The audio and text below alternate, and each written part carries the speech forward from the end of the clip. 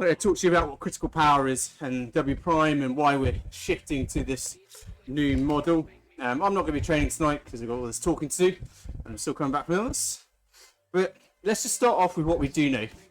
Okay, you guys pretty much all know what FTP is, your functional threshold power. Just want to explain again what FTP is in a bit more detail so you can understand the difference with critical power.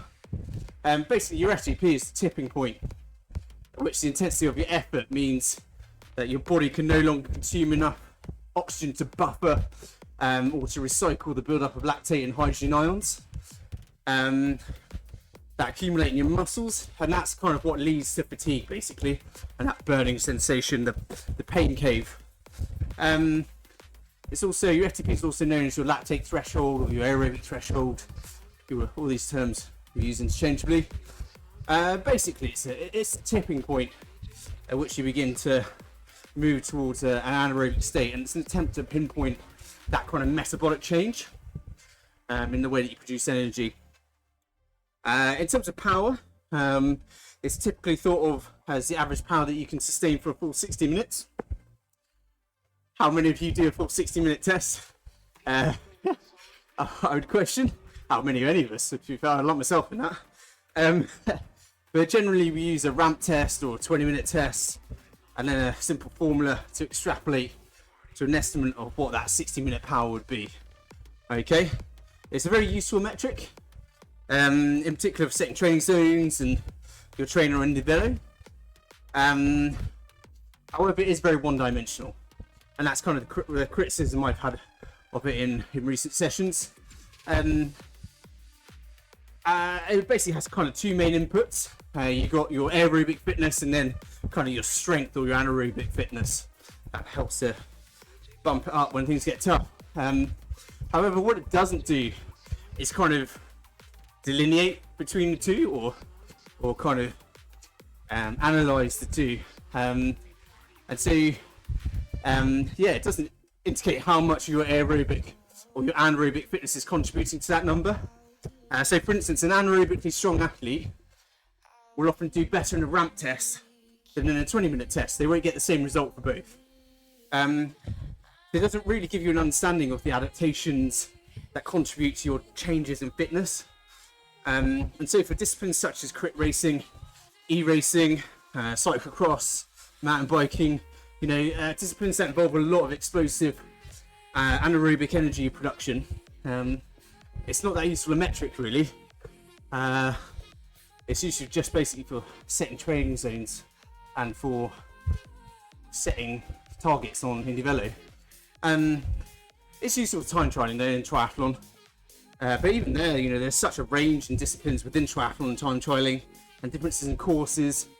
It doesn't help much in terms of a pacing strategy or how to tackle any climbs, for example. Okay, so that's what FTP is. I just wanted to lay that out there, so just give you a little refresher so you can see how it differentiates against critical power.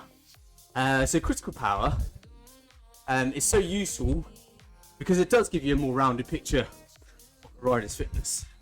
It essentially means that above a certain wattage, your power output follows a well-defined hyperbolic power duration curve. Okay, a power duration curve is simply the power you can sustain over different time frames, and it's just plotted. Okay, and we often talk about power duration curves in sort of a peak power sense. Key ones being 5 seconds, 20 seconds, 1 minute, 5 minutes, 20 minutes. So for instance, tonight, the 10-second sprint will give us a good indication of what your 5-second power is, how much power you can put out over 5 seconds. Okay, and basically a power duration curve just kind of plots all of these peak powers in a chart. So critical power, or CP as I'll kind of refer to it going onwards. So CP is the power that you'll trend towards when riding at high intensity for somewhere between 30 and 40 minutes. Essentially your maximum sustainable power. And in my opinion, a fair bit more applicable than a 60-minute power, or at least a notional 60-minute power because unless you're doing like a 25-mile TT or something, rarely do you do anything close to a 60-minute maximal effort. So yeah, CP will generally be a bit higher than FTP because it represents that shorter power duration. But CP, like FTP, basically the higher it is, the better your aerobic fitness. Okay, so they are very similar in that sense, and quite often people use critical power and FTP interchangeably, which isn't correct, but you can kind of see why. So that's critical power. Now W prime, that's quite often and I find it myself when I was learning about this stuff way back when. W prime, or watts prime, is the amount of work measured in kilojoules you can expend above critical power before you reach complete exhaustion. It's essentially your anaerobic fuel tank.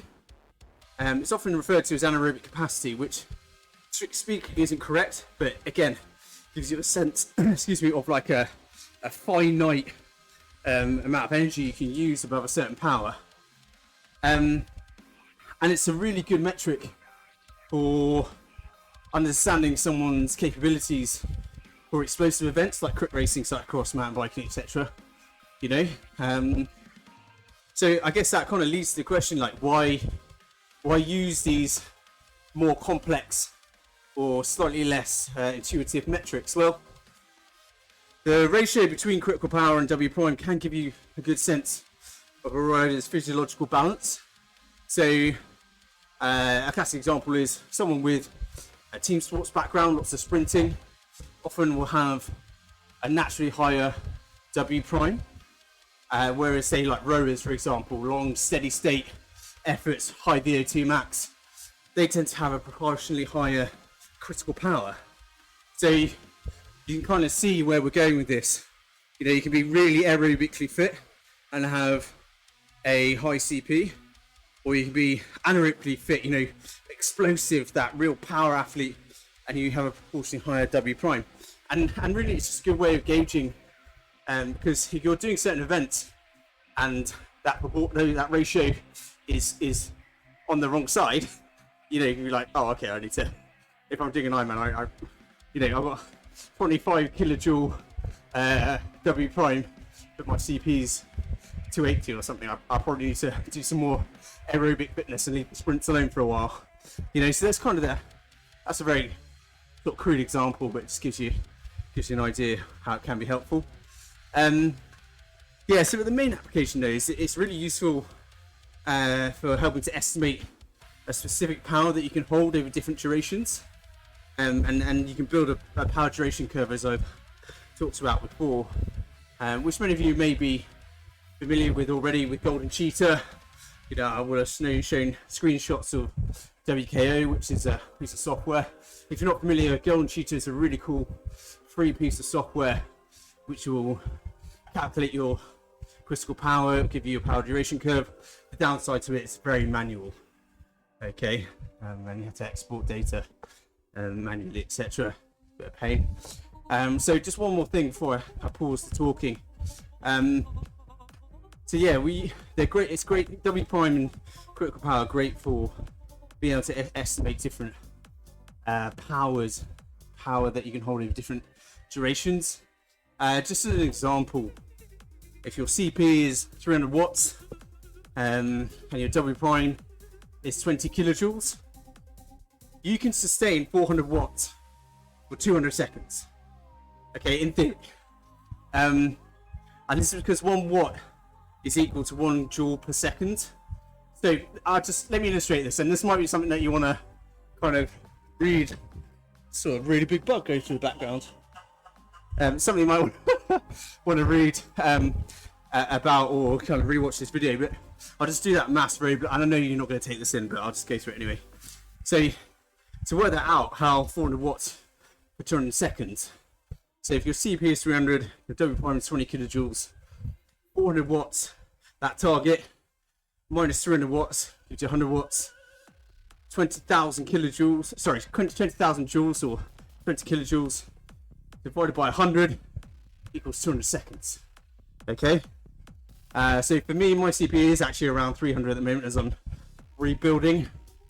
My W prime is 24.2 kilojoules. So 400 watts for me. I could probably hold that for about 4 minutes. And this is actually reflected in my power duration curve and in WKO, and would be reflected in Golden Cheetah as well. Now there are downsides. Okay, so a CPU model. And one of the downsides is that both critical power and W prime are what I would term algorithmic metrics. They're not necessarily intuitive or super intuitive. There's a lot of computation involved, and I think as a result, as I say, they're not as intuitive as FTP, which is kind of characterized as a metabolic tipping point, which I think as a concept is kind of just easier to grasp. Another downside is, again, you're still kind of limited in terms of data points that it actually tests. So we're doing a 10-second, a 3-minute, and 8-minute effort, and that's why, you know, we will still retain our full spectrum performance testing protocol, but do it much less regularly. You'll be pleased to know. So we may only end up doing 3 a year, just because they are so brutal, and they take a lot out of you. And yeah, it's kind of hard to make yourself do it, if I'm honest. It's just an hour and a half of pain, even though it is incredibly good data. But this CPU model basically allows us to test more regularly, with a slightly much less physiological cost. You know, how does this relate to the testing that we do and to kind of the peak power stuff that we've been tracking? Well, basically, we've kind of already been doing something akin to a critical power model. You know, we were tracking peak power data, so what your best average power over certain durations is. We're doing the full spectrum testing and benchmarking. We've done hill rep benchmarking, things like that.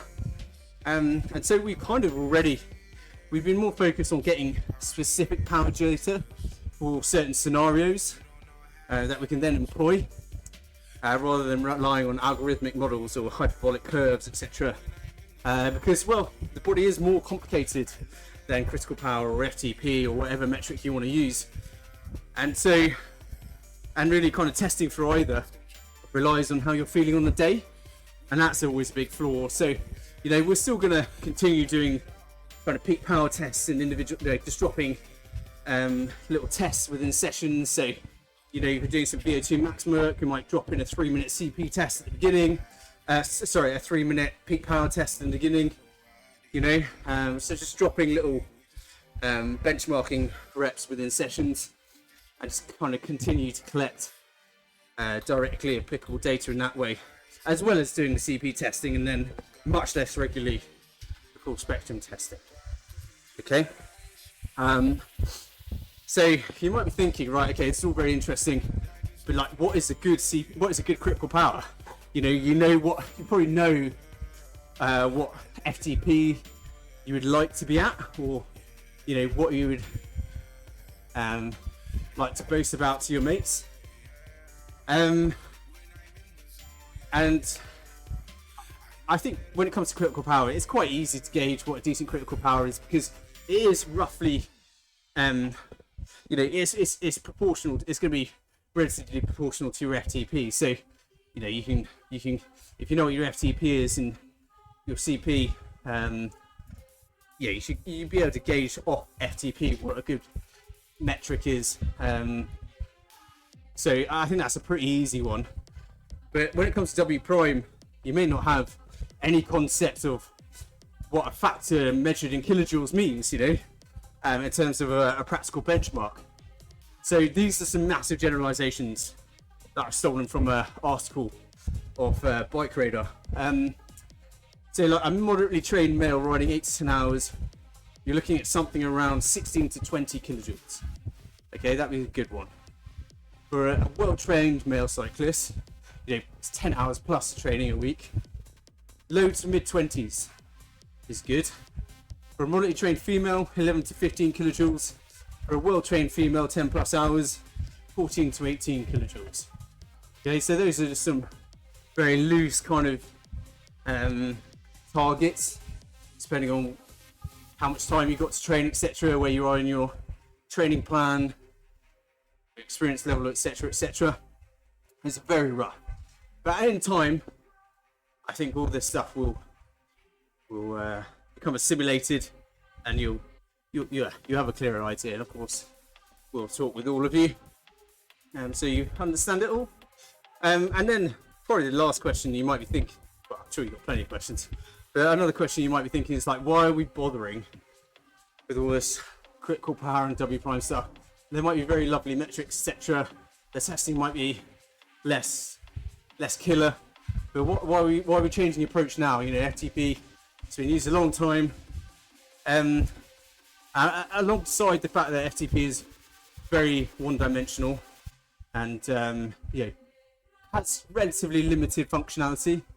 In short, we're changing because basically we're moving everybody over to Pillar, away from Training Peaks. So our cyclists are pretty much all on Pillar now, and Pillar works on a critical power model. And so the reason that's great is because it will allow us to set sessions that relate to your critical power and W prime, and therefore you will benefit from greater individualization.